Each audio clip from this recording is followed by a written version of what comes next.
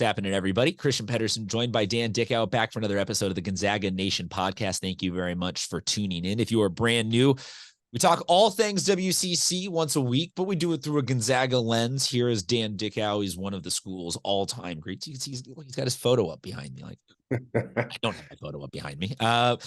Dan, we got some recent news about Gonzaga filling out what seems to be the final spot of the recruiting piece. They got another recent commitment. You got a little bit of a reaction and analysis that you were going to bring to that. And then we're going to talk about some just wider picture of recruiting a little bit later on in the episode. Let's start though with the Gonzaga news. Tell the people what's happening. Yeah, they got a commitment just this morning, it being Monday, what is it, September 25th. So pretty late in the game.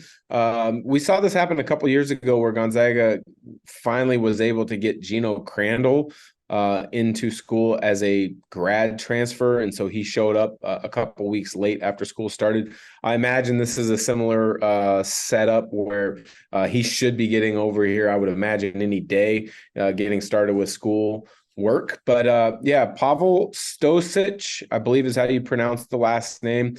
He's a Serbian. He's been playing over in Spain. Zaragoza was the club team he's been playing with most recently. He's an older freshman, so he's 19 years old now. He'll turn 20 in January. He's big. He's a four-man. He's 6'8", probably about 210-ish. I don't always get the kilograms to the poundage correct. You get the height. Multiply it by about 2.2, give or okay. I remember 2.2, but I do know he's 6'8", so he's a 4. He, watched a few clips of him this morning after the news broke, and he's a good player. Do I think he's going to break the rotation and play minutes right now as a freshman? I don't think so. I don't know. And I don't say that in a bad way, because when you look at it, you got Graham Ike, you got Ben Gregg, you got guys that are Anton Watson clearly is the starter at the 4. You got guys that are ahead of him. So he'd have to prove a lot in a short amount of time. But when you watch the film, you do see a good player. You see someone who seems to have good footwork, seems to have good hands, attacks the rim. He's active on the glass. So looks like a nice pickup for Gonzaga. But again, it's one of those things where, you are excited, but sometimes you have to temper those expectations, because not every freshman is a rotational player, nor should every freshman be a rotational player. But I do like this pickup. It definitely adds depth in the front court, and it definitely continues that European flavor for Gonzaga, which so many people thought was going to slow down when Tommy Lloyd headed off to Tucson. Okay, so what I'm hearing is that you've checked out the footage and you're vouching for this kid's basketball bona fides. He's a good addition. They're not taking a flyer on a huge project here. This guy eventually, at some point, when he meshes either rotational wise or just culture wise, will be a contributor. I would think so. I mean, but there's so many variables. You look a couple years ago, Martynas Arlauskis came from Lithuania, very highly rated.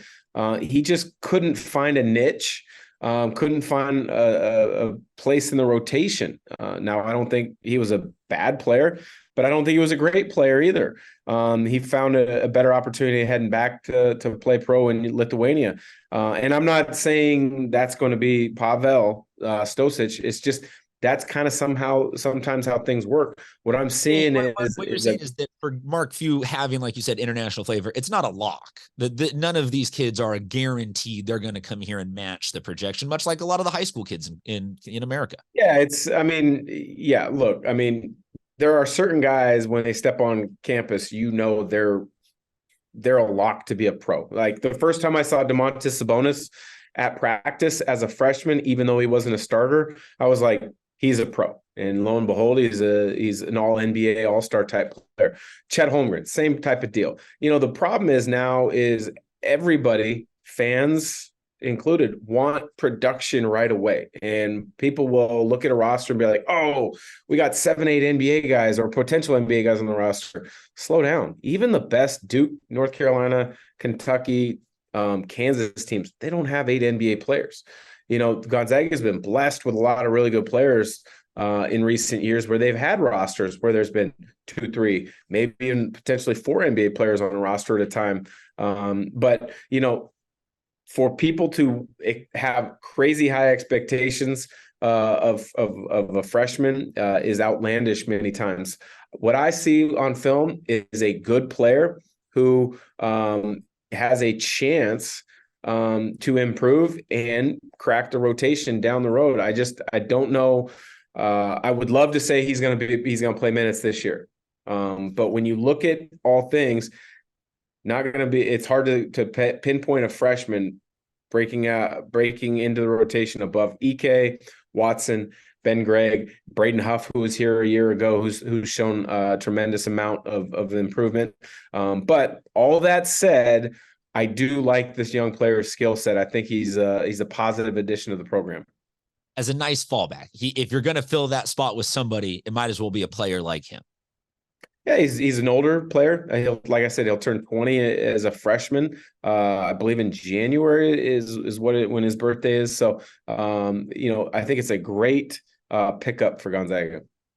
And it certainly seems like while a lot of college basketball for a while rushed into the fad being, let's start a bunch of freshmen, let's get them all, the hype, one and done culture. It seemed like Gonzaga never really bought into that. That seems like that really has never been Coach Few's MO of like rushing a dude out there. If he's not, like you said, one of those bona fide steps on the court, like he's got the ish.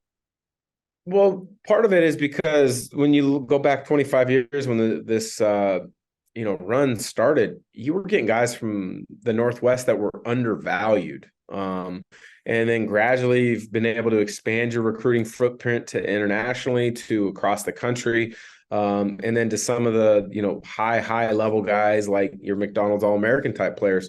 But even the Kansas and Kentuckys and the Dukes that have been recruiting those kind of guys for years, they've got to make sure they take the right guys that fit the culture and that also, are able to, provide production from day one. It is a lot harder than most people think to provide production from day one as a freshman at the college level.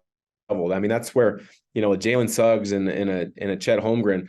I mean, yeah, these guys were 5 stars, but you look at Hunter Salas and Nolan Hickman were 5 stars as well. Nolan Hickman didn't start as a freshman. He had a really nice sophomore year. I think he's poised to have a tremendous junior year, but Hunter Salas really couldn't get off the bench much for 2 years. That second year, before he transferred to Wake Forest in the offseason, he had some stretches, but by no means was he that guy that people had said, oh, he's a possible one and done. That shows you the level of differences between many of these, quote, 5 stars and these projected high level All-American type high school players in regards to, just how good you have to be. Because Suggs and Holmgren were clearly gone the day they stepped on campus. Yeah, and I think, apologies for interrupting there, I think it also just shows that there's clearly a gap between the top level of high school and the top level of college. And like, it takes an adjustment, and no amount of putting stars on paper can make that adjustment for that player. And sometimes the dude was a really good high school basketball player. He's a run of the mill college player, and he's not a pro. Like, that's just the trajectory, unfortunately, that some players receive those high rankings, because every year someone's got to be ranked there in terms of the top of their class. So yeah, it is, I think, a testament to Mark Few and the coaching staff that they have used it at times. Like, they've not been anti-freshmen, but that they haven't oversold the house on bringing in freshmen just for the sake of, we're going to play you and we'll suffer some. Like, we've talked a couple of podcasts in a row how 25 wins has become the norm that gets Gonzaga fans to level that doesn't even get a rise out of them. So it certainly is nice to see that they found that balance. And you think that this is an additional spot. We've talked a ton of Gonzaga, of just recruiting and of all the successes that they've had all offseason. We haven't really touched a ton on the rest of the WCC recruiting wise, but it also seems like that kind of, to me, is an indicator that nobody else in the WCC has like landed a whale right now. That there was some movement in the transfer portal, and certainly some teams taking some pieces. They're like, all right, that'll be kind of interesting. But I didn't get the sense from you, or when we're talking with Cole Forsman, our staff writer, that there was any team that had really like loaded up an incoming freshman class or something like that was going to potentially challenge Gonzaga. Am I wrong? Yeah, I don't think anybody's, landed a crazy impactful freshman outside of Gonzaga, which we've talked about extensively. I do think, though, that San Francisco has done a tremendous job in the transfer portal. I think LMU's done a nice job in the transfer portal. And then, St. Mary's did a nice job in the retention portal by, having Dukas come back. I think that's a bigger, impactful decision than a lot of people are going to give him and St. Mary's credit for. I like that. I haven't heard that term yet. The retention portal, the playing of a reverse. Yeah. I mean, at the end of the day, I think there's three buckets. It's the freshman portal, it's the transfer portal, and it's the retention portal. Well, and we've talked with some of those different coaches. You mentioned USF and LMU. We've had those coaches on, and they are happy with the pieces that they are getting. So I wasn't trying to frame that as like the rest of the WCC is just a barren wasteland of talentless nothingness, but just was, like we said, there's nothing, it seems, out there that Gonzaga fans from a 30,000 foot view have to necessarily be like, there's going to be a couple of years where this team's on the rise. We're going to be worried about them. So it seems like Gonzaga, once again, we can dub them as having won the offseason. I think so. I mean, you get Graham Ike, Ryan Demhart, and Steele Venters in the transfer portal. I think you're doing pretty well. Yeah, I'm excited about Steele, and because we've had him on the show, and I'm always good friend of anybody on the show. But I feel like we have talked about him in absentia, just in this. Here's how he's hypothetically going to contribute for longer than almost any other player in our production run that we've done in a couple of years here, because he committed right after the season or right toward the end of the season. It's just been so I'm pumped to see him in a Gonzaga uniform. As we close out, is there any of these new guys that you have as your main, or I'm just assuming you're stoked to be back in the facility more frequently and getting to be around Gonzaga basketball more this season?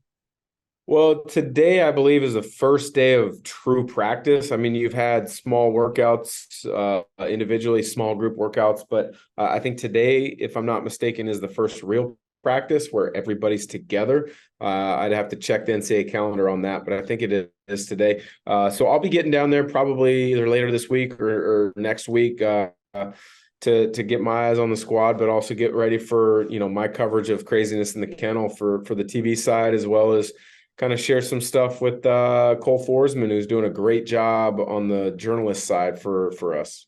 So apologies for not prepping. We mediocre show prep on everything that happens after the 15-minute mark in these episodes, because I'd like to just things come to my mind. What is the split for you when you go to the facility in terms of are you 100% journalist mode? Are you 80-20 journalist to alumni? Are you 50? How do you split up your time and persona when you are actually around the team? I'm just an observer. I stay sitting on the sidelines. I don't go, asking questions of guys when I'm there. Coach Few and some of the assistants come over and chat for a few minutes. I'm mindful, I'm respectful of the fact that I'm in their space. They're running practice, so I don't ask too many questions. I just I'm there to observe. Yes, I am a journalist, but I have a few opportunities to be on the inside to watch practice and some different things on occasion, but I do my best not to, cross that line of sharing what is essential to a privacy of a team. I guess that's a good way to put it. I feel like I'm obligated as your younger, more millennial producer to say, hey, Dan, we need you if you're there to get some funny content, to get some stuff with the guys, to interact a little bit more. I don't know. That one's probably not going to happen, but. Well, so I was going to say, so maybe over the course of the season, I can wear you down and eventually we can get you to do something funny and or engaging for social media clicks. We'll put that on the general to-do plan of where. So you're gonna use the term clicks, especially after the Oregon coach said about Colorado, we're here to win clicks or we're here to win games, not to win clicks. Yeah, no, the team is here to win games, Dan, but Gonzaga Nation as an entity is here to win clicks. That is our game. Well, I butchered that paraphrasing of what the Oregon coach said, but you got my gist. Hey, listen, the Oregon coach, and this is us skewing into Pac-12 football, so apologies to all the audience, but he called it right before he said in the offseason, like, what has Colorado ever won? And then for him to pile it on like that, I was like, that's kind of fun. You see that sometimes. And I'm sure Gonzaga has had some of those wins over the years against some different opponents. Dan, appreciate your time. Is there anything else Gonzaga related? You've talked about recruiting. We've talked about they're back on campus. Practice is back in. It seems like things are full tilt, full go. You've mentioned people should check out all the stuff that you and Cole Forsman are coming out with at the website. You can also search and subscribe to us wherever you get your podcasts by searching Gonzaga Nation. Follow us on social media at Fan Nation Zags. I would like to blame the teleprompter on all of that, but I don't have a teleprompter, and I'm just apologizing now to my boss for messing up the social pitch. Dan, anything before we say bye? Not really. You covered it all. All right, man. Go Zags. Talk to you guys soon.